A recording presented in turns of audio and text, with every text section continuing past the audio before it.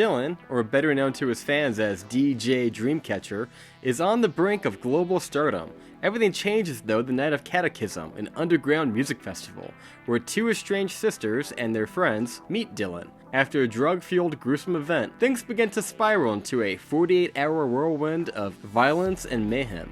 Hey everybody, welcome back to the channel here on Birds Views. My name is John, and today we are talking about the slasher, DJ-fueled horror movie, Dreamcatcher. But if you're new to the channel and want early reviews just like these, be sure to hit that subscribe button. And without any further ado, we will now talk about Dreamcatcher. Now, I always like to start with the positives and then go into the negatives. So let's start with the positives. This is an interesting idea. The idea of setting like a Scream knockoff one by one with a killer in a mask, kind of like Happy Death Day, you trying to piece together the idea of like who could be the killer, is a fascinating concept to drop into the setting of a club with a famous DJ, kind of like a deadmau5. That was really fascinating. I like that idea. When I saw the trailer, I said, that's kind of cool. That feels kind of modern. You know, clubs are a great place, I feel like, that you could do a lot of like over-the-top kills and people probably wouldn't even notice. What a cool idea, right? That's where the positives sadly stop, because this is a god-awful movie, and I'm so sorry. I feel a little bad for the very nice, kind people who sent me an early release of this movie, because what I'm about to do now is be incredibly honest on how incredibly awful it truly is. Here's the thing. This movie, Dreamcatchers, is incredibly lazy. That is the biggest takeaway I took away from this movie, is how incredibly lazy it is. Every scene has these actors, if you can call them actors, they're so wooden. They feel like soap opera actors, like daytime, just not good. You know, if you've ever seen like a daytime soap opera, you know that they basically have them going 5 times a week, and they're written pretty much like on the fly or days before, and there's no finesse to them. That's what this feels like. And every character speaks in exposition. You know, something that we learned earlier on in film school is that, you know, you should always show, don't tell. If you're a writer, that's like rule number 1. This breaks so many times. Like every single scene, it's just characters overacting and telling other characters what they're feeling and what they're doing. I mean, if you have to actually tell the other characters what you're doing while you're doing it, I don't know what happened here. This feels like, you know, they had it written on the page. Okay, the characters are feeling this way and they're doing this. But you know what? How do we really convey it? Let's have them directly say it to the audience. Not to mention, none of the characters are likable, none of the actors playing the unlikable characters are good, and nobody feels like they're really trying. The production value is god-awful, and I don't want to hear like, oh, well, you know, it's a low-budget movie. No, man, I mean, I was just watching Clerks. They made that movie for 25 grand back in the day.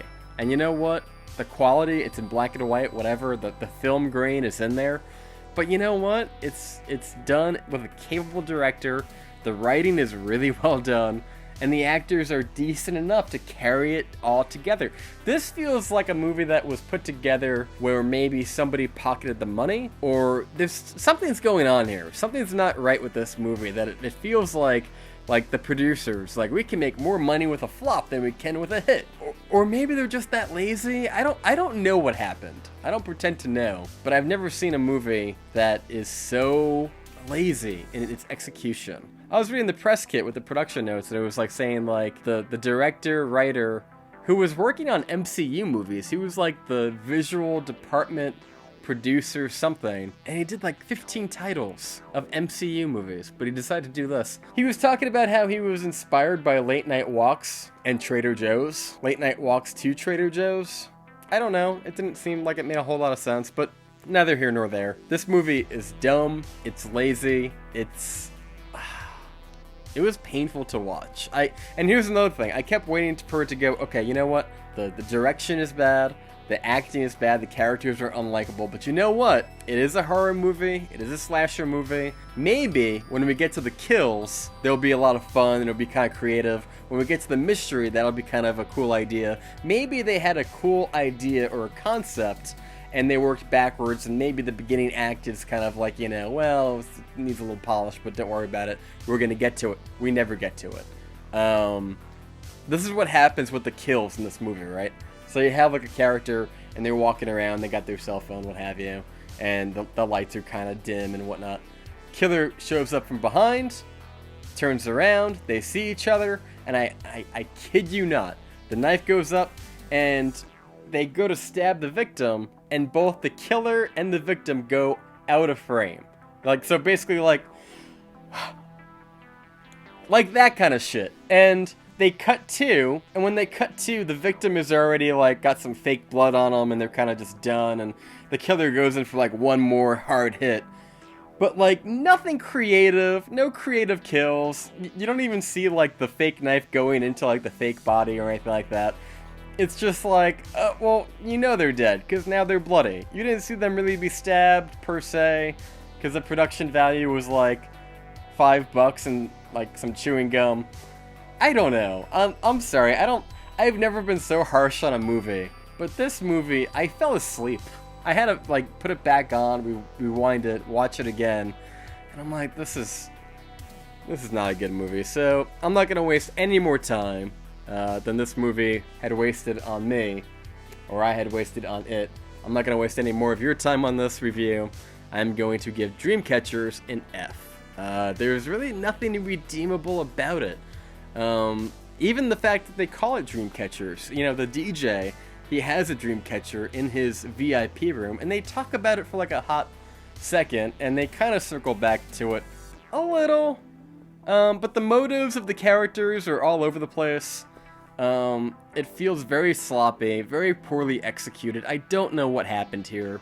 And I love this genre. I love movies like Scream, I Know What You Did Last Summer, Knives Out, Psycho. You know, I love trying to figure out, okay, we have a killer in a mask, kids or whatever are being knocked off. We need to figure out who's doing it and why, based on the context of the characters. And, you know, I dig that. That's my jam. But this was just awful. There's one really bad CGI effect in the very, very end. Again, more exposition. Nothing built up to. Nothing was paid off. Just like, that's what I'm saying.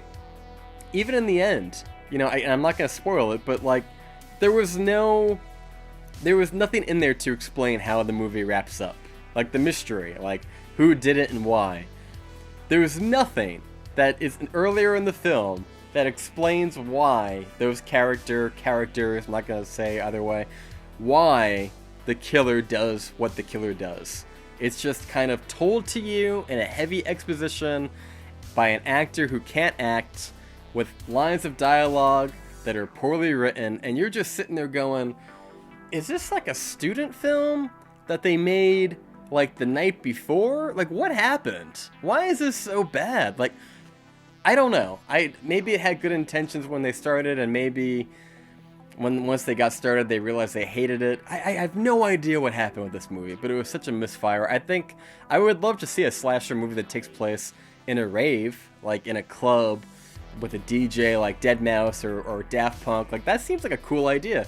But this was just... Anyway, guys.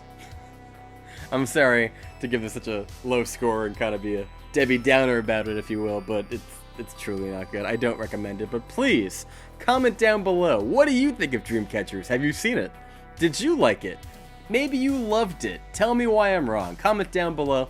And until next time, guys, thank you so much for watching. We got some movies coming out.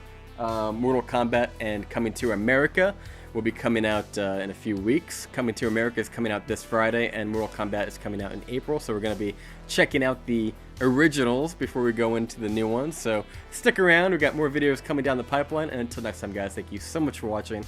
I've been John. You've been Burned. Thank you so much for watching, and we will see you next time.